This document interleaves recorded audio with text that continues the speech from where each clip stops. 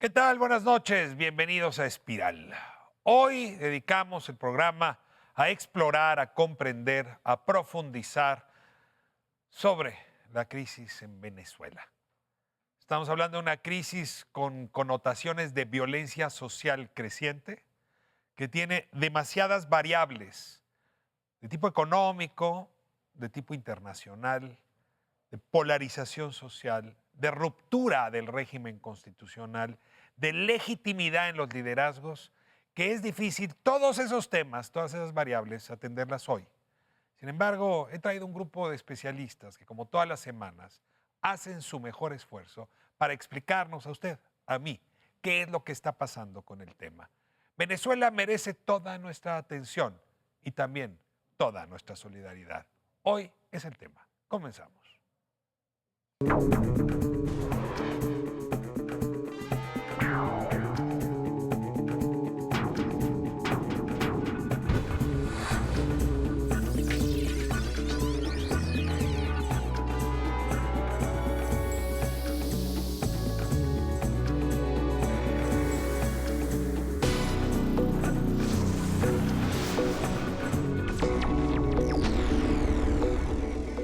Lo anunciado, Venezuela es el tema de esta noche en Espiral, una gran discusión a nivel planetario. Nos importa mucho por los hermanos, por los familiares de Venezuela. Les doy la bienvenida, les agradezco muchísimo que nos acompañen, que acompañen a la audiencia. Como es tradición aquí en Espiral, les pido que se presenten. Alejandra, es un honor tenerte aquí. Comenzamos Gracias, contigo. Ricardo, por la invitación. Yo soy María Alejandra Molina. Para todo el auditorio es un gusto estar en Espiral. Soy venezolana, llevo 11 años en México y soy periodista en ADN 40. Muchas gracias por estar con nosotros. Ale. Gracias. Le doy la bienvenida a mi amigo Gabriel Guerra. Ricardo, muchísimas gracias. Yo soy Gabriel Guerra Castellanos, soy consultor, me dedico mucho a temas de comunicación, de asuntos internacionales, fui diplomático muchos años, mis padres fueron diplomáticos, no de carrera, a la carrera, pero me siento muy vinculado a todo lo que tiene que ver con la política exterior de México. Bueno, muchísimas gracias por acompañarnos. También está con nosotros Fernando Neira. Ricardo, muchas gracias por la invitación.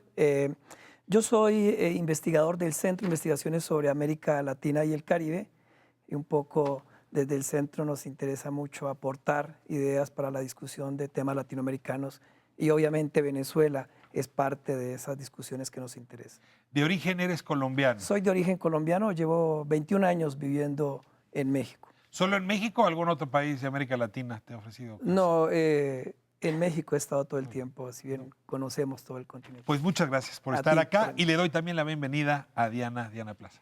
Pues bueno, muchas gracias por la invitación y yo estoy en dos instituciones, en la Universidad Iberoamericana, en el Departamento de Relaciones Internacionales y en el Instituto Ortega y Gasset, su sede mexicana. Y yo llevo ya, pues bueno, española y llevo 10 años ya en México y siempre he estado pues, estudiando temas de América Latina, por eso llegué aquí, de hecho, hace 10 años ya. Pues déjenme abrir boca. Nada de lo que está pasando hoy en Venezuela se explica por la semana pasada, ¿no? Esta es una crisis anunciada, gestada, creciente. Podríamos remontarnos ya, digamos, por lo menos un mandato atrás con Hugo Chávez. Pero esta crisis de hoy, tengo la intuición, comenzaría en el 2015 con las elecciones en la Asamblea Nacional que le arrebataron el control político, la legitimidad política al presidente Maduro y se lo entregaron a la oposición. 2/3 de la oposición ocuparon la Asamblea Nacional, le dejaron solamente 1/3 al presidente Maduro y ahí empieza esta crisis de legitimidad. De todas maneras, vale la pena enmarcar esto, digamos, en el contexto del chavismo. Y la palabra es de ustedes para que nos ayuden a entender ese primer momento de crisis. Lo situó diciembre de 2015. Ricardo, así es, como lo mencionas, hay un punto de inflexión en la historia política de Venezuela, en las elecciones del 6 de diciembre de 2015, donde, como bien lo comentas, 2/3 de la Asamblea Nacional, que es unicameral, quiero recordar que en Venezuela no es bicameral, es unicameral, pasa a manos de la oposición, 112 diputados contra el resto de los 167 que es toda la Asamblea Nacional. ¿Qué ocurre en ese momento en diciembre? Maduro ve el poder prácticamente resquebrajado por este triunfo de la oposición en Venezuela y tratan de nombrar a un nuevo TSJ, 13 magistrados. Tribunal Superior de Justicia. Un Tribunal Supremo de Justicia, que en Venezuela se llama así, 13 magistrados que además muchos habían militado en el partido, en el PSV, y por supuesto carecían de legitimidad y carecían de, digamos, de obligación moral y de conocimiento, porque se decía, bueno, si militan en un partido, ¿cómo pueden ser miembros de un Tribunal Superior de Justicia? Te detengo aquí. Sí. Entiendo que la crisis se da porque este Tribunal Supremo desconoce la elección del estado de Amazonas y en ese momento le quita 3 diputados a la oposición y entonces se rompe la mayoría relativa que tenía la oposición. Y este tribunal lo que hace es ir justamente contra la elección del estado de Amazonas cuando la Asamblea se niega, digamos, a aceptar este dictado del tribunal, es cuando el tribunal dice, pues yo asumo las labores de la Asamblea. Pues yo tengo entendido que eso ocurre posteriormente, eso no fue ya 2015, cuando comienza esto fue luego en elecciones posteriores, en 2016. Lo que ocurre con el Tribunal Supremo de Justicia en ese momento es que para nombrar a nuevos magistrados, la Asamblea en ese momento de mayoría chavista, porque la Asamblea que ganó en 2015 asumía en enero de 2016, ellos nombran a 13 magistrados y estos 13 magistrados los nombran fuera del periodo legislativo. Ahí hay una inconsistencia. De los 13 magistrados, habían varios que habían militado en el partido PSV. Una de ellas era la jueza Barreiros, que había sentenciado a Leopoldo López a más de 13 años de prisión. Era evidentemente chavista esta jueza, pero hay una cantidad de inconsistencias. Para que se puedan nombrar los magistrados que terminaban su periodo en 2016, que los nombraran en diciembre de 2015, tenía que haber una ausencia total de estos puestos en el Tribunal Supremo de Justicia. Y esto no ocurrió. ¿Qué ocurre? Hay prácticamente una renuncia masiva de los magistrados, y al haber una renuncia masiva de los magistrados es notorio que lo hacen por un tema político, renuncian los magistrados para darle la oportunidad al chavismo de nombrar a esos 13 magistrados antes de que se venza el periodo. A ver, entonces detengo aquí el asunto. 2015 tenemos una fotografía, la oposición tiene una mayoría evidente, el chavismo va en declive y el nombramiento de los magistrados del tribunal es una fórmula que encuentra Maduro para mantenerse en el poder. Pero es eso genera una primera crisis. Exacto. Sí. Yo diría, Ricardo, que más allá del calendario, de la cronología, de todo lo que ha sucedido, lo que estamos viendo hoy en Venezuela, la terrible crisis que está viviendo hoy en Venezuela, de falta de legitimidad del presidente en funciones, pero también de falta de legalidad del aspirante a presidente, se remonta a la polarización que vive Venezuela a raíz de la llegada de Hugo Chávez al poder en 1998, que se va intensificando, que culmina en el 15, cuando todo el mundo empieza a recurrir a tretas extrajudiciales o de manipulación electoral para tratar de ganar lo que no pudo ganar en las urnas. Es decir, ¿Tú incluirías a la oposición en esas tretas? yo incluiría en el trayecto a la oposición porque, salvo en ese momento en que se unifica, la oposición presenta un frente bastante sólido, que es donde logran esta mayoría de casi 2/3 partes a la que te referías. Hay un historial de una oposición que confronta, que permite a algunos de sus sectores, y esto es un episodio que se recuerda poco, pero algunos de los sectores más radicales de la oposición de Venezuela cobijan, apoyan, financian un golpe de Estado contra Hugo Chávez en 2002, que, por cierto, ahí tiene el gobierno de México un episodio bastante honroso, el más honroso que yo puedo recordar de la política exterior del gobierno de Vicente Fox, que es cuando se niega a reconocer el golpe, el gobierno de México, y de alguna manera ayuda a restablecer el orden constitucional. Pero esta es la culminación, Ricardo, de cómo un grupo en el poder y un grupo desde la oposición apuestan todo a invalidarse, a no reconocerse, a no aceptarse como interlocutores, y culmina en lo que hoy es prácticamente un estado, no voy a decir de guerra civil, pero un estado de ruptura social y constitucional. Mediados del 2016 es cuando justamente estos dos bloques chocan, ya provocando heridos, muertos en la calle. Son estas manifestaciones que vimos de unos y otros, enfebrecidos, furibundos, chocando en las calles. ¿estarían de acuerdo que es ahí donde irrumpe y se vuelve clara esa polarización? Ahí es donde ya se vuelve visible el incendio, ¿no? Yo estoy bastante de acuerdo con que entiendo la parte de no retrotraerse demasiado en el tiempo, ¿no? Por obvias razones de tiempo, incluso en el programa, pero es fundamental no entender en este golpe de Estado es cuando la oposición, ¿no? Porque se está hablando sobre todo del eje vertebral ese de la legitimidad, ¿no?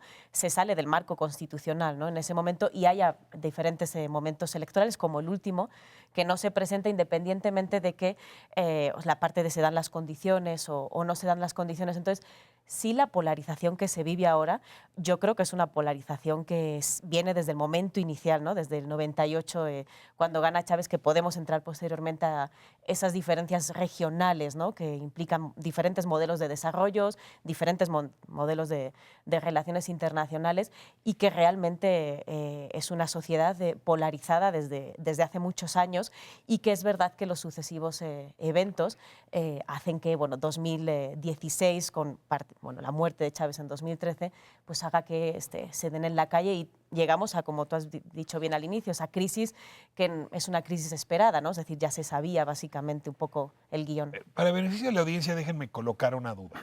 Es decir, lo que haya hecho la oposición en 2002, si quieres, ilegítimo, inadecuado, es muy difícil cargárselo 13 años después a los partidos de oposición que se presentaron en 2015 y 16 años después a lo que está ocurriendo ahora. No, me parece que es un poco injusto. O sea, hubo una oposición en 2002 que actuó de una manera, pero que traes una pluralidad de actores que ni siquiera estaban en ese entonces, que hoy están litigando. Que si no, de pronto deslegitimamos la acción de la oposición. Los partidos políticos son, es el regreso de los partidos con diferentes nombres, ¿no? Pero es el regreso de los partidos anteriores, ¿no? De AD y de COPEI con diferente nombre, pero es el regreso, que es un proceso además latinoamericano también por el que llega Chávez al poder, ¿no? Que llegan varios outsiders, en este caso él. Pregunto, ¿Guaidó y Capriles andaban en 2002 dando golpe de Estado? Nada más para entender el juego. Porque no tenían edad en 2002 para estar ahí, ¿no? Yo quiero rescatar. Pero yo lo que quisiera recuperar en esta breve historia de por qué estamos como estamos es que no podemos olvidar que antes de Chávez, ¿qué estaba pasando en Venezuela? O sea, Venezuela estaba pasando un momento muy difícil, todo lo que es la década de los 80, recordemos el cacerolazo, el famoso cacerolazo de 1989, que marca un hito de una situación social muy pauperizada. Venezuela tiene una deuda muy grande, tiene unos empréstitos con el Fondo Monetario que hace que tenga que replantear toda su política económica, y eso se refleja en unas condiciones sociales que están en su nivel más bajo, y que esa situación tan tensa tiene una manifestación a partir del cacerolazo, y a partir de ahí, digamos que todos estos sectores, por eso son los que después van a avalar que Hugo Chávez asuma el poder, y que van a revitalizarse precisamente con ese golpe de Estado. Entonces, ahora, yo creo que Maduro no es Hugo Chávez, ¿verdad? Todos estamos de acuerdo en que no hay reencarnación. No, bueno. ¿no? Definitivamente. Y que cada uno se cuece en su propia cacerola. Maduro pierde el poder, pierde la legitimidad en diciembre de 2015. Si 2/3 del electorado sale y dicen, usted ya no. Y esto implica un 2016 donde, ahí nos había dejado Alejandra, sí hay una operación política para que por la vía de otras instituciones recupera control. Y eso lleva a la gente a la calle. Y perdón que los traiga, pero estamos más o menos en verano de 2016. De verano de 2016 para acá, ¿qué sucede? Yo quiero rescatar algo que dice Diana, y es la legitimidad. ¿Y por qué nos vamos a un golpe de Estado 2002? Que sí fue un golpe de Estado, donde la comunidad internacional no reconoce el nuevo liderazgo porque no hay un liderazgo legítimo, ¿sí? Llegamos a esta época y no hay un liderazgo de Nicolás Maduro que sea legítimo. ¿Qué ocurre luego del TSJ, Tribunal Supremo de Justicia? Ilegítimo, porque fue electo en condiciones que no son constitucionales. Ese TSJ comienza a operar al margen de la ley. También nombran a una Asamblea Nacional Constituyente que no fue electa por el pueblo, hacen unas elecciones que no fueron unas elecciones válidas, al punto que la empresa Smartmatic, que es la que da las máquinas para, y que durante todo, o sea, casi todos los 20 años del gobierno o del chavismo en Venezuela, ha sido quien ha operado el sistema nacional electoral, las máquinas por lo menos, el proveedor dice, yo no garantizo legitimidad de las elecciones en Venezuela. O sea, yo puse las máquinas, pero hay una cantidad de irregularidades. Hablando ¿Y esto de la ocurre? Asamblea Constituyente. La Asamblea Nacional Constituyente. Esto también se hace al margen A ver, de la ley. explícanos ahí. Sí. En diciembre de 2015 se elige una Asamblea Nacional. El Ya pueblo. Chávez había tenido una Asamblea Constituyente. Digo, no es a cada 5 años que uno hace una nueva Constitución. No. ¿Por qué Maduro procede a constituir una nueva asamblea que además sí, en efecto, sigue reglas muy raras porque no es una elección por distrito como se hizo en la Asamblea Nacional, si es por sector, campesinos, obreros, empresarios votan, y por municipios, lo cual le da a Maduro el control. Es una asamblea constituyente que tiene control. Entonces tenemos 2 asambleas al mismo tiempo. Era un intento desesperado por recuperar el poder. Y ahí es cuando se desatan las manifestaciones en Venezuela. ¿Por qué? Porque el pueblo que había elegido una mayoría opositora en una Asamblea Nacional, como lo establece la Constitución en Venezuela, no se estaba viendo representada porque estaban creando organismos paralelos para poder gobernar, al margen de la legitimidad. Vuelvo a lo de Diana. Yo quiero rescatar el tema de la legitimidad, que ahí viene luego la comunidad internacional. Así como la comunidad internacional en 2002 dice, no reconocemos a una oposición porque hay un golpe de Estado, así la comunidad internacional comienza a reconocer que hay un proceso ilegítimo al margen de la Constitución venezolana, donde el gobierno de Nicolás Maduro está haciendo lo imposible por recuperar el poder a pesar de que el pueblo no lo legitima. Antes de colocarle propósito a Maduro, quiero saber si alguien me puede explicar por qué Maduro procedió a una nueva Asamblea Constituyente cuando ya había habido una pues, en la época de Chávez. Yo creo que es, en toda esta cronología de golpes de Estado, es uno más. O sea, Maduro intenta un golpe de Estado técnico para desconocer a un poder que le resulta no solamente adverso, sino que no tiene el poder legislativo, digamos. O sea, no tiene ni siquiera una minoría de 1/3, para que nos imaginemos. Es decir, Maduro pierde el 68% o 69% de los votos, de los escaños en la Asamblea, se enfrenta entonces a que ni siquiera puede vetar o obstaculizar legislación en su contra, que no hay manera en que pueda lograr que le aprueben un presupuesto, ya no digamos otra cosa, y entonces recurre a una serie de maquinaciones, unas legales, otras legaloides y otras francamente golpistas, Ricardo, para desconocer ese poder, para crear un nuevo poder legislativo, que es esta Asamblea Constituyente, y no le queda otro pretexto más que ese. Porque cuando Chávez hace lo mismo, Chávez lo hace con el mandato, llamémoslo, que le daba muy mayoritario, pues, la votación abrumadoramente mayoritaria que había tenido en una tras otra elección. Maduro no es eso. Entonces, cuando tú dices Maduro no es Chávez, estás siendo increíblemente amable. Es decir, a ver, Hugo Chávez se hervía en una cazuela, Nicolás Maduro se hierve en un dedal. Voy a poner una hipótesis polémica en la mesa, me gustaría escuchar, Diana, la reacción. Con todo, hasta antes del 2015, Venezuela era un país democrático. Es decir, había elecciones, ¿no? La Fundación Carter las revisaba, vigilaba las elecciones, la ONU vigilaba las elecciones. Es decir, podía lindar, en efecto, a los ojos de muchos, ya en una dictadura, en un autoritarismo, pero todavía hasta ese momento, diciembre de 2015, es un país democrático. A partir de 16 deja de serlo. ¿Hay alguien aquí que defienda que es una democracia a partir de 16? No, yo creo que digo, por alusión directa, es obvio que a partir de 2016, o sea, no hay ninguna duda que el canal o la vía o el marco, ¿no?, democrático, etcétera, está profundamente alterado, está violado, podríamos decir, no sé, una palabra, y que también yo creo que luego ya entraremos al plano internacional, ¿no? La presión internacional no se puede olvidar, porque obviamente si la población venezolana sale a la calle, aparte de por las ilegalidades que se hagan, ¿no?, como explicaban en el inicio, obviamente tiene que ver con la crisis económica que hay en el país y crisis social y crisis política, ¿no?, en esos 3 niveles. Entonces, si dejamos la política en el tema de la ilegitimidad, al final, obviamente, cuando tú te enfrentas en México, ¿no? Podría ser estos días sin gasolina que tuvimos, te enfrentas a esas cosas, obviamente eso hace que la gente cambie y vea las cosas de forma diferente, y eso obviamente no es a partir de 2016, eso también tiene mucho tiempo atrás y no tiene que ver solo con una gestión interna de la economía, sino con lo que se está haciendo en el plano internacional. Para drenar la crisis. Yo creo que algo que fue en contra de Maduro es que él se desdibuja políticamente, como figura política, como figura que representa un discurso que obviamente con Hugo Chávez tuvo un nivel muy alto, ¿no? En el plano nacional y en el plano internacional.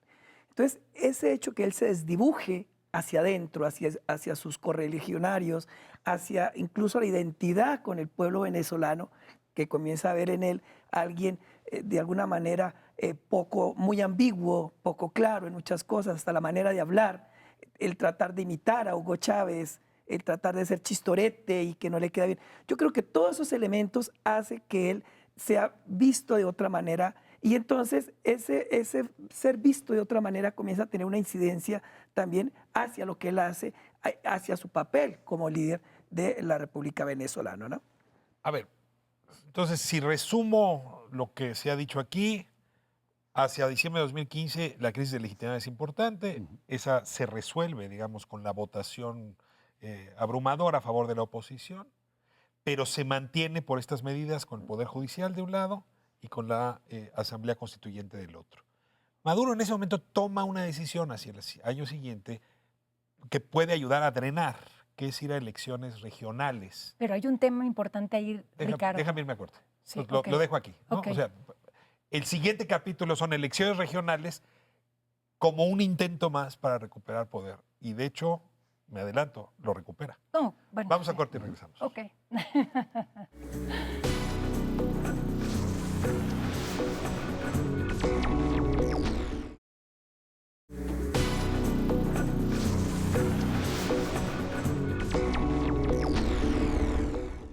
Estamos de vuelta en Espiral, hablando de la crisis venezolana. Nos encontramos a mediados del 16, entre abril y junio, las protestas en la calle y luego un mandato para que haya elecciones regionales donde podría eventualmente resolverse o curarse buena parte del encono. No ocurre.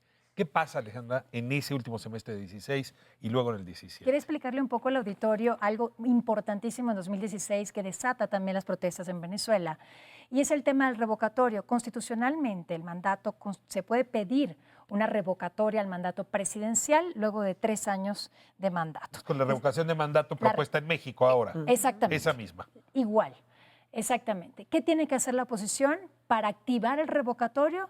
Recaudar 200,000 firmas, el 1% del padrón electoral. Aproximadamente hay 20 millones de personas registradas en el padrón electoral, aproximadamente, con 200,000 firmas será suficiente. La oposición recauda casi 2 millones de firmas. El CNE... el CNE es el Consejo, el Consejo Nacional Electoral. O sea, nuestro INE. Exactamente, el Instituto Nacional Electoral Mexicano es el equivalente, decide anular más de 600,000 firmas, pero aunque fueran 600,000 firmas, la oposición tenía más de 1.200.000 y solamente la Constitución te pide 200,000 para activar el proceso. O sea, Maduro tenía control sobre el órgano del Consejo Electoral también. Exactamente, exactamente. Entonces, ¿qué sucede? El Consejo Nacional Electoral arbitrariamente decide anular este proceso revocatorio. Lo pospone indefinidamente, dice, no voy a hacer proceso revocatorio porque no lo quieren hacer. Hay una ruptura constitucional allí. Comienza un poder a ir en contra de la Constitución porque están todos los elementos dados para activar el proceso y ellos dicen, no lo quiero hacer Por porque eso la no gente lo sale quiero a la hacer. calle. La gente sale a la calle indignada y justo en diciembre de ese año deberían ser elecciones municipales. O sea, lo que tú dices es que si el revocatorio se hubiera llevado en la segunda mitad del 16, ahí Maduro se acaba por cómo estaban las preferencias. Exactamente. Por eso, de llevarse a cabo el revocatorio, Nicolás Maduro iba a perder, obviamente, porque había perdido la Asamblea Nacional un año antes. Nadie le garantizaba que iba a poder tener la cantidad suficiente de votos para permanecer en el poder.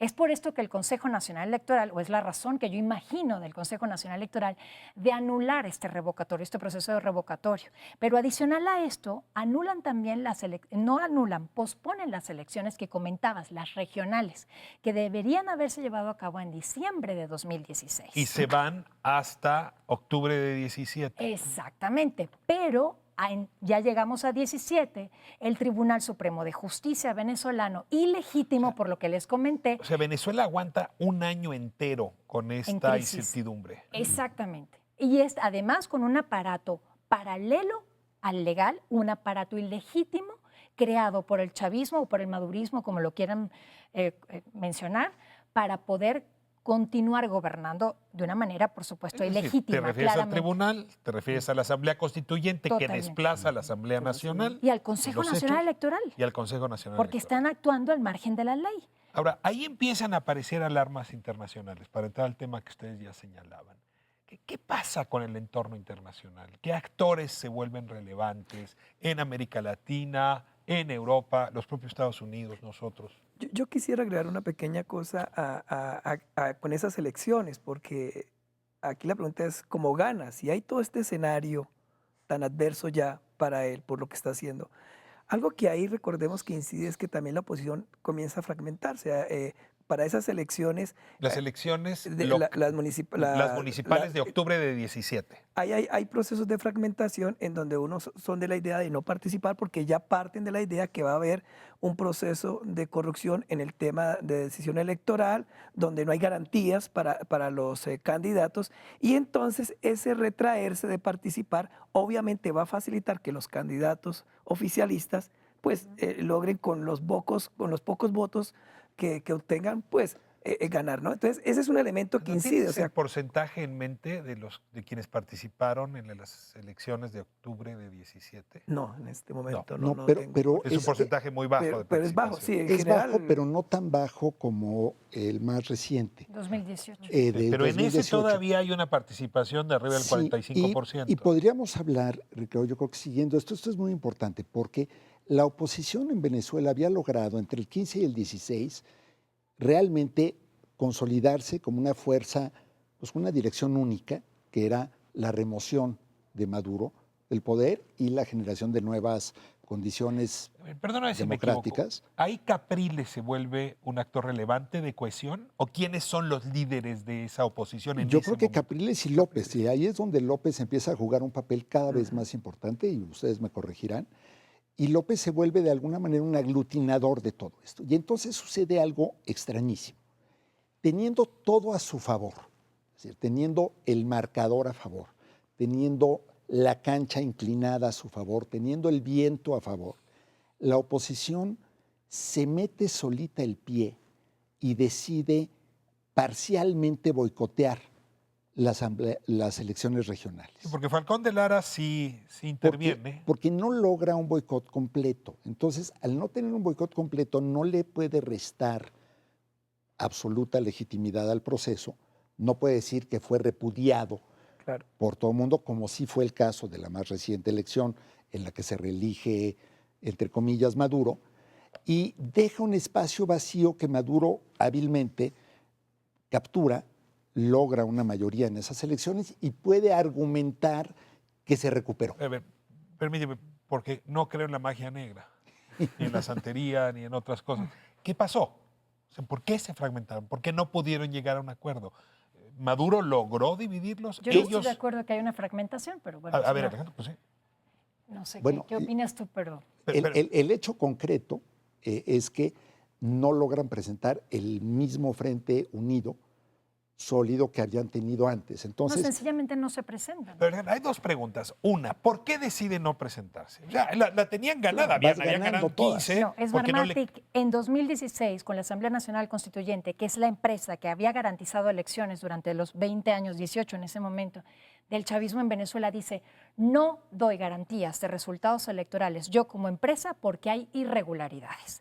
Cuando Smartmatic dice eso en 2016, era pegarse un tiro en el pie, y perdón por la expresión tan coloquial, a la oposición, de ir a unas elecciones fraudulentas ya porque la empresa que te da las máquinas te está diciendo que hay irregularidades, donde el árbitro que está jugando en el partido El Consejo Nacional Electoral. el Consejo Nacional Electoral ya había mostrado evidencias contundentes del favoritismo político y además de proselitismo político, cuando decide anular un revocatorio que estaba constitucionalmente, tenía todos los elementos para activarlo y no lo hizo porque no quiso, y cuando no permiten veedores internacionales. ¿Qué decide la oposición? No se divide.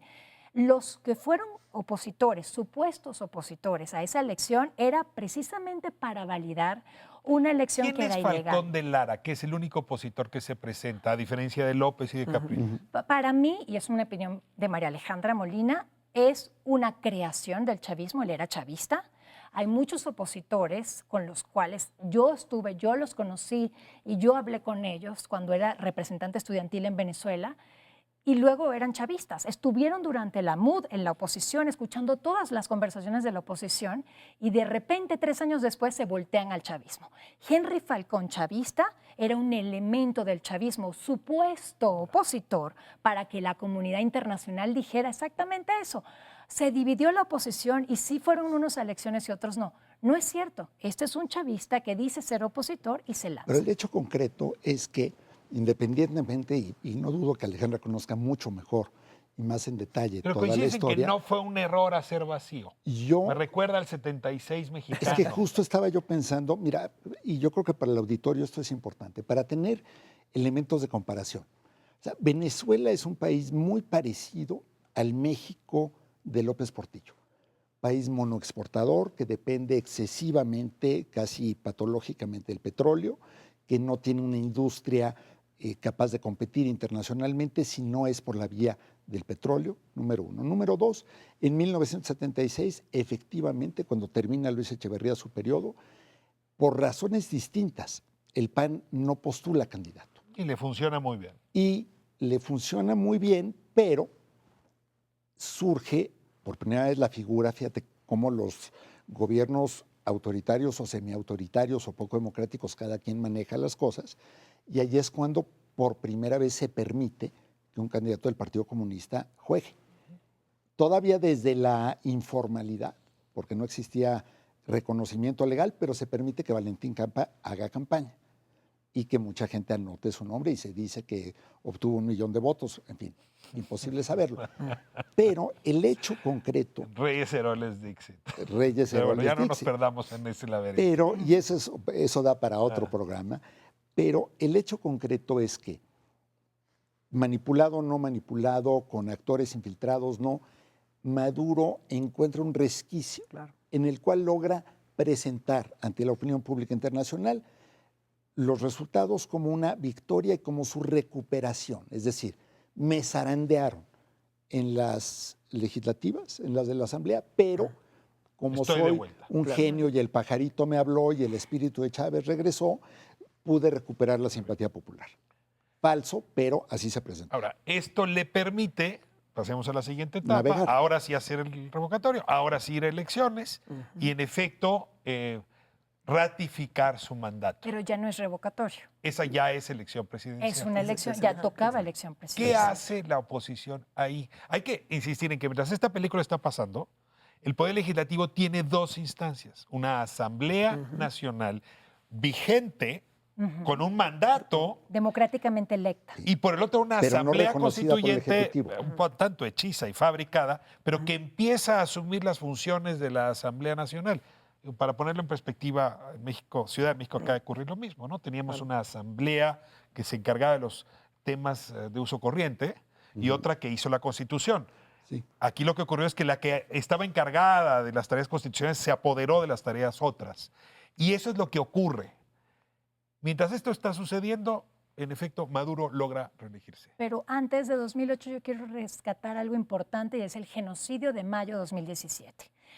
Donde se comprueba a nivel internacional que el Estado usa todo el aparato el gobierno, todo el aparato del Estado para ir contra una población inerme, matando a más de 300 personas que salieron a protestar en mayo de 2017. ¿Por qué? porque el Tribunal Supremo de Justicia de Venezuela, ilegítimo por lo que ya había mencionado en 2016, asume las funciones del legislativo, es decir, le da un golpe al legislativo democráticamente electo en diciembre de 2015 y dice, ustedes ya no pueden operar, ya no son legítimos. Asamblea Nacional, ustedes electo por mayoría popular, ya no son legítimos, le da un golpe. La gente sale a las calles y dice, esto es un golpe del Supremo al legislativo y además de un Supremo ilegítimo. Entonces, ahí comienza a detonarse una crisis importante en Venezuela, mucho mayor que la de 2015 y 2016. Alejandra utiliza el término genocidio Sí, y me parece importante ponerlo en No, juego. no, A ver, sí. les pedí a Diana Fernández, sí, porque Yo ahí sí brinco. es un término que en efecto puede alimentar de una manera o de otra los argumentos de hoy. Me gustaría su opinión con respecto. Les damos Sí. la palabra que Por han favor. hablado menos que ustedes dos. Gracias. Sí, bueno, Es que estamos el término básicamente- genocidio sería, yo creo que imposible de utilizar en ese sentido, por lo que implica de sistemáticamente querer aniquilar a una población por razón de etnia, o algo. Entonces, en este caso no creo que se aplicase porque además, bueno, tiene unas connotaciones muy fuertes y unas implicaciones muy fuertes. Pero creo que iniciabas, ¿no?, el bloque con el tema internacional. Si estamos hablando hoy de Venezuela es por el internacional, ¿no? Porque si no por lo digamos, por lo doméstico, pues a lo mejor habría que hablar de otros muchos lugares, no sé, Nicaragua, etcétera, ¿no? Entonces creo que es importante entender Venezuela, ¿no?, empezando por el regional, luego podemos hablar del internacional, ¿no? Los dos modelos tradicionales de América Latina, no, prometo no tardarme mucho, o sea, el sur-sur y entonces el que empieza digamos en el año 2000 con todo el giro a la izquierda que inicia Chávez, que podría haber sido algo muy interesante, ¿no?, en términos regionales, no sé, una Unión Argentina tiene pues carne, Bolivia gas, Venezuela petróleo, en fin, todo eso que es lo que se va dinamitando y regresamos otra vez al escenario 90s, que es el sur-norte, ¿no? Y esa está toda América Latina fragmentada y que creo que hay que entender, ¿no?, el momento también actual, que es muy, digamos, como que la pinza se culmina sobre todo con la llegada de Bolsonaro a Brasil, ¿no?, que es lo que hace ya que se pueda dar también todo esto. Obviamente todo lo que estamos comentando está pasando, pero creo yo que sin esta visión geopolítica de qué se cuece en nuestra región, es muy complejo entender qué está pasando. Vámonos a corte para terminar de entender la dinámica interna de Venezuela y luego, en efecto, observar cómo el escenario internacional hoy se vuelve un escenario clave, hay que decir, para lo que venga en el futuro. Regresamos en un momento. Venezuela y su crisis.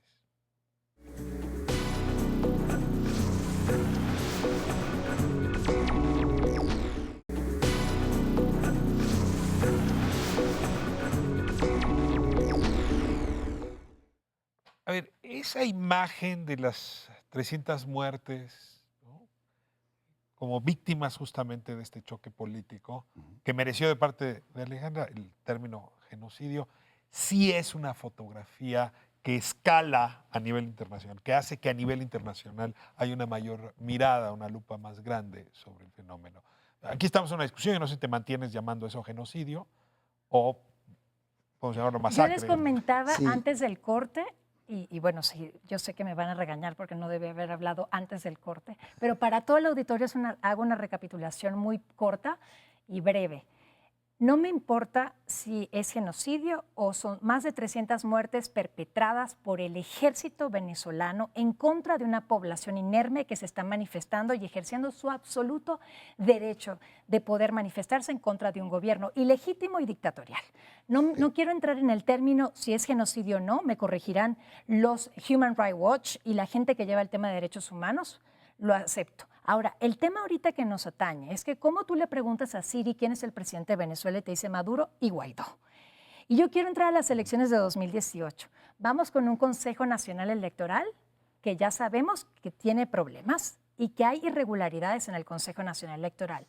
Se va a una elección presidencial con los principales opositores anulados, inhabilitados políticamente es el término correcto, con una cantidad de inconsistencias, con la empresa que da las máquinas que no garantiza el resultado de las elecciones y además los opositores en las conversaciones que tuvieron con el gobierno nacional en República Dominicana pidieron garantías y pidieron veedores internacionales. Esto no se dio en las elecciones de Nicolás Ya Maduro. no va Carter, la Fundación Exacto. Carter, ya no va Entonces, la ONU. hay un cambio fundamental entre las elecciones, digamos, regionales, en las que gana Maduro y hay un boicot a medias de parte de la oposición, y las elecciones de 2018 en que se reelige Maduro, en que ahí sí el boicot aplica, en que ahí sí verdaderamente se le hace un vacío nacional e internacional a lo que termina siendo una farsa electoral.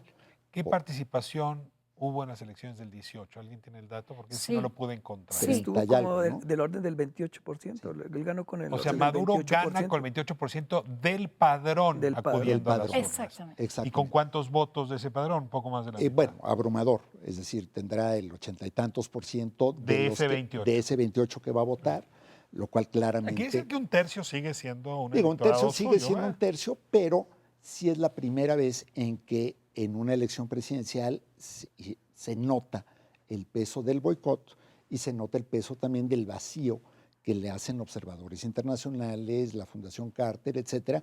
¿Por qué? Porque, bueno, está muy claro ya que el piso no está parejo. Yo quisiera regresar un momento al uso de la palabra genocidio, no porque la palabra en sí sea relevante. Yo creo que genocidio está muy claramente tipificado en todos lados como la persecución sistemática. Quedan 9 de minutos un de grupo programa. étnico. ¿Vale la pena meternos en esa No, discusión otra vez? pero sí al punto al que voy.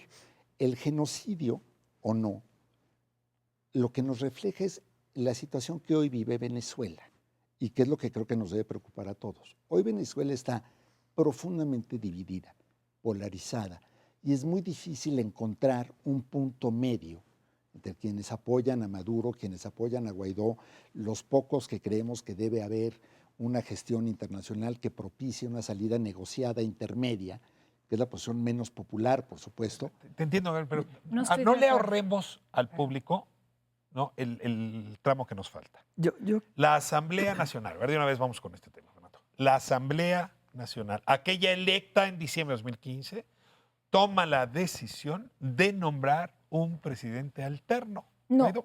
esto, perdón, no. Ricardo, no es correcto el A ver, término. adelante. Perdón que te interrumpa. Lo que ocurre es, dadas las elecciones Yo lo único que ileg- quisiera pedir es, démosle a Fernando el uso de la palabra y lo Sí. retomas tú. Porque Sí. no, no hay yo ahí terminado. solo quisiera Perdón. argumentar que uno no puede entender estas elecciones del 2018, lo que ahí ocurre, sobre todo en términos de participación, con lo que está pasando económicamente en el país. Es decir, para 2018, la economía venezolana está en unos niveles de crisis bárbaros. Estamos hablando de más de 1 millón y tantos de inflación. A eso sumémosle el problema migratorio, que no es un elemento menor para entender el tema de participación internacional, sobre todo del Grupo de Lima, al menos una parte de por qué se meten ahí. Y entonces estamos viendo unos flujos migratorios que ya llegan a 4 millones, que obviamente, sumado a ese conflicto humanitario, esa crisis humanitaria que hay por falta de alimentos, por falta de medicinas, no podía ser un elemento que explicara entonces una alta votación. Desde esta lógica, ahora sí, la Asamblea Nacional decide poner a Guaidó al frente de la jefatura del Estado. Ok, explico esto no breve, precisamente, sí. muy breve. A ver. ¿No? Técnicamente no es correcto y te explico por qué. El resultado de las elecciones son ilegítimas. El presidente Nicolás Maduro en ese entonces sigue siendo el presidente, como Peña Nieto le da el poder luego al presidente electo Andrés Manuel López Obrador el 1 de diciembre. Pero ¿qué sucede? Como el resultado de las elecciones de 2018 no son legales, no son legítimas y hay irregularidades, no se reconoce su resultado a nivel internacional ni en Venezuela tampoco. Con una alta abstención por más de 76%, se decide que esas elecciones no son legítimas, por lo tanto su resultado tampoco. ¿Qué ocurre? El 10 de enero, la Constitución estipula que el presidente que haya sido electo en esas elecciones de mayo de 2018 tiene que asumir el cargo. Pero cuando llega el 10 de enero, no hay quien asuma el cargo porque no hay un resultado legítimo de unas elecciones legítimas. Maduro asume el cargo. No, pero un momento. Entonces, técnicamente y jurídicamente y legalmente también, el presidente Maduro no es el presidente de Venezuela. ¿Por qué? Porque las elecciones de 2018 son unas elecciones directas. ¿Qué pasa aquí? El Hay un Consejo vacío. Nacional Electoral le da el mandato. No, pero estamos hablando de un Consejo Nacional Electoral que pierde legitimidad por las acciones que viene haciendo desde 2015. Pero un momento, ¿qué sucede en 10 de enero de 2019? Hay un vacío de poder. ¿Por qué? Porque no hay un presidente electo. ¿Por qué no hay un presidente electo? Porque hay unas elecciones que son ilegítimas, porque hay irregularidades, no hay veedores internacionales, no hay garantías mínimas. Se juramenta Nicolás Maduro no ante la Asamblea Nacional. Hay otro problema allí. Tienes que juramentarte, de acuerdo a la Constitución, ante la Asamblea Nacional. ¿Qué ocurre? El artículo 233 de la Constitución venezolana estipula que ante un vacío de poder, el presidente de la Asamblea Nacional electa democráticamente tiene la responsabilidad de asumir la presidencia y ser el presidente encargado de la República Bolivariana de Venezuela. No se autoproclamó Guaidó, o no es que él quiso como que yo me pare ahorita y diga, ahora yo soy la presidenta de Venezuela. No. La Constitución le ordena a Guaidó, como presidente de la Asamblea Nacional, ante un vacío de poder, ejercer funciones de presidente encargado. Y ahí llegamos a este elecciones de inmediato. Pero aquí hay una serie de vacíos y lagunas de todos lados. Si te obligara, Gabriel, a decir en una frase, incluso si pidiera que encabezaras una nota, que diera cuenta del estado del arte hoy, ¿harías como Siri, como dice Alejandra, es decir, Venezuela tiene dos presidentes, uno legítimo, uno ilegítimo, desde el punto de vista donde estés parado? Sí. ¿O qué es lo que tiene hoy Venezuela? ¿O no tiene jefe de Si Estado? yo fuera Siri, lo cual es muy presuntuoso de mi parte. No tienes la voz encantadora. Yo diría, y yo creo que nos podemos dar un quién vive, pero yo diría que Venezuela no tiene presidente, no tiene hoy instituciones suficientemente aceptadas para todas las partes. ¿Cuál es el problema? Podemos seguir en el tecnicismo legal. Y en el tecnicismo legal, efectivamente, todo lo que dice Alejandra es impecable, pero también hay un argumento técnico legal que yo no comparto, que dice que Maduro es presidente legítimo. Yo creo que en el fondo el problema es que hoy Maduro no es aceptable para un sector muy importante de la población, Guaidó no es aceptable para un sector muy importante de la población, y lo que se necesita 26%. es tener elecciones libres, justas, democráticas, con actores aceptables. Les Eso lo pregunto estipula nada la más un sí Constitución. o un no. ¿En eso hay acuerdo en esta mesa? Si No. lo que sigue son elecciones. Es que, a ver, no lo dice ningún medio de comunicación. La Constitución de Venezuela es muy clara. Asume el presidente de la Asamblea Nacional, la presidencia, el presidente encargado de la República Bolivariana de Venezuela, y tiene el deber de, en un plazo no mayor a 30 días, convocar a elecciones. Cosa que no ha Guaidó, espera, o sea, 10 de enero y todavía no es 10 de febrero, no han pasado 30 días, vamos a estar claros. Entonces, Guaidó tiene que convocar a elecciones. Ahora, el tema y el gran problema aquí, el gran dilema es, ¿cómo convocas tú a elecciones con un sistema electoral que no te da las garantías mínimas? Ahora, esa es la siguiente pregunta. Esa es otra cosa. Pero claro. ¿habría acuerdo, y déjame insistir, a nivel internacional, así la Unión Europea la más insistente con el tema de las nuevas elecciones? Claro. Yo siento a Trump en realidad sacando raja política, diciendo esto está ocurriendo gracias a mí y a mi boicot. México tratando de negociar quién sabe qué cosa, porque lo que queremos es ser negociadores y poner un tema de negociación en medio. Lima, ¿no?, haciendo un esfuerzo junto con la Comunidad Europea, la Unión Europea. Te pregunto, ¿hay acuerdo internacional sobre el tema de las elecciones?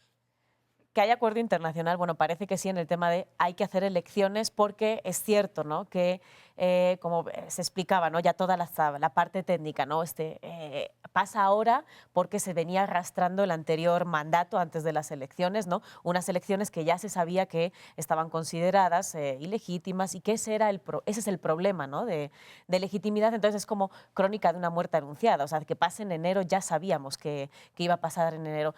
Creo que de todas formas, ¿no?, el punto internacional es fundamental, ¿no? Y vamos a Estados Unidos y Donald Trump en su estrategia de 2017, o sea, creo que de la de seguridad, estaba yo escuchándolo otra vez esta mañana, porque creo que bueno, la política estadounidense no es que no exista o que esté proteccionista, es unilateral profundamente y hay que empezar, o sea, si yo ponía en clase el otro día los mapas del apoyo a Maduro y a Guaidó y los mapas de, digamos, de poder geopolíticos ahora, pues está claro que al final China, Rusia, Irán, Turquía, ¿no? están del apoyo a Maduro, y todo lo demás, podríamos decir, dame un segundo, apoya, ¿no? a Me quedan Guaidó. 4 minutos de programa. Ok. Déjame, y necesito abordar los temas. La pregunta es, ¿tú ves un consenso internacional alrededor de nuevas elecciones en Venezuela? ¿O ves a Rusia, pues, China, Irán No, jugando creo en que no. contra? O sea, es Unión Europea, elecciones y algunos más. La posición de Estados Unidos creo que no es la de elecciones, es ¿América bastante... Latina? En América Latina, pues Bolivia, Nicaragua, México, bueno, sobre todo México y Uruguay en esta parte negociadora que mencionabas, ¿no? Bolivia y Nicaragua, Maduro, y el resto, ¿no? Que es el grupo de Lima, que sale de esa... Ahora, ¿la presión europea y estadounidense más o menos es suficiente para forzar a la elección en Venezuela o me equivoco? Claro, si uno lo mira en el plano mundial, es una gran presión que tengas sobre tu país, sobre tu gobierno, los ojos europeos y sobre todo los ojos americanos, O sea, ¿no? 2/3 de la población y 2/3 de la economía mundial. Pues, Claro, pero aquí lo que también hay que entender, y eso no lo podemos dejar de lado, es que tomando el caso del Grupo de Lima, ¿quiénes representan el Grupo de Lima? El Grupo de Lima son gobiernos que muchos de ellos son de extrema derecha. Si tú miras el gobierno colombiano, donde al frente está un personaje como Duque, que es digamos, El el personero. alfil de Álvaro Uribe, que es el claro. que controla realmente a Colombia, y con todo lo que significa Uribe y ha significado para la polarización en América Latina a partir de lo que fueron sus 2 mandatos.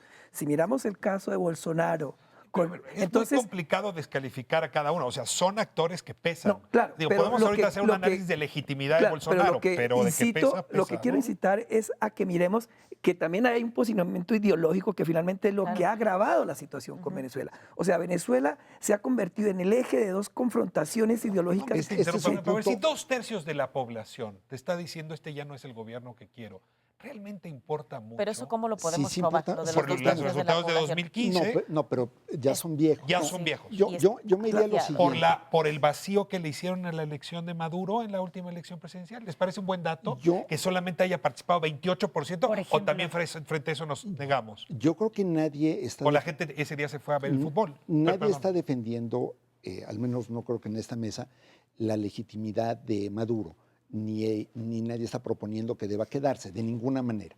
Yo creo que el gran punto aquí es, a ver, tienes un grupo de países ya mencionados que apoyan la permanencia de Maduro.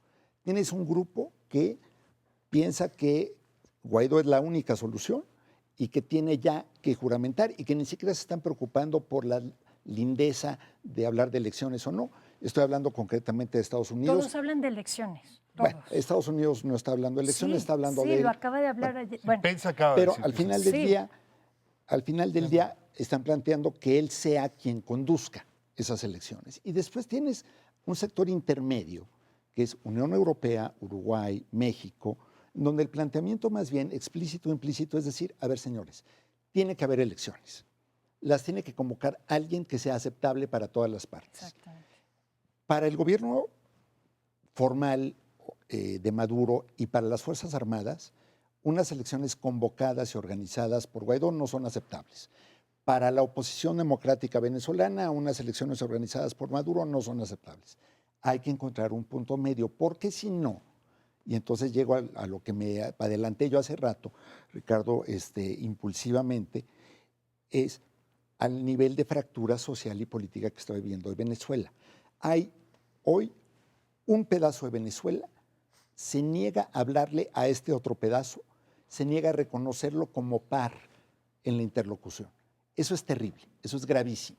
La única manera de que eso se resuelva es que se haga a un lado Maduro, por supuesto, y que la oposición pueda encontrar una figura nueva aceptable para los demás. Se me fue el tiempo y no alcanzo a responder o a tratar la posibilidad de que Maduro se haga a un lado. O sea, hoy Se tiene que hacer. estamos cerrando el día con la prohibición a Guaidó de salir del país, con el congelamiento de sus cuentas, y eso me parece la preparación de una guerra, no la preparación de un acuerdo. Y con el congelamiento de las De las cuentas en cuentas. Estados Unidos ¿no? del gobierno la penalización venezolano. a PDVSA, Ajá. que Eso obviamente también es afecta otra todo parte. el captar recursos, ¿no? Sí, o sea, estamos yendo rumbo a una guerra civil. Ahora, al auditorio le podemos haber ofrecido conclusiones, pero esto no es una teleserie. Esta es la fotografía de hoy. Sí. Y la Y lo fotografía único de de hoy lo es que borrosa. podemos hoy felicitarnos es que todavía, a pesar de las masacres, la violencia no haya ido a más. Porque en esta ruta que se observa, cabe que la violencia vaya a más. Sí. Así es. Sí, Les qué lástima invito que- en breve a seguir conversando sobre el tema. Ojalá y sea con un panorama más venturoso. Esperemos que Muchísimas gracias Gracias. a ustedes Gracias a por todos. esta presencia, por su inteligencia, por su generosidad para explicar. Gracias a usted por habernos permitido entrar a su hogar. Espero haber ofrecido un poco más de claridad sobre el conflicto en Venezuela. Y pues nos vemos próximo miércoles 10 de la noche, Espiral.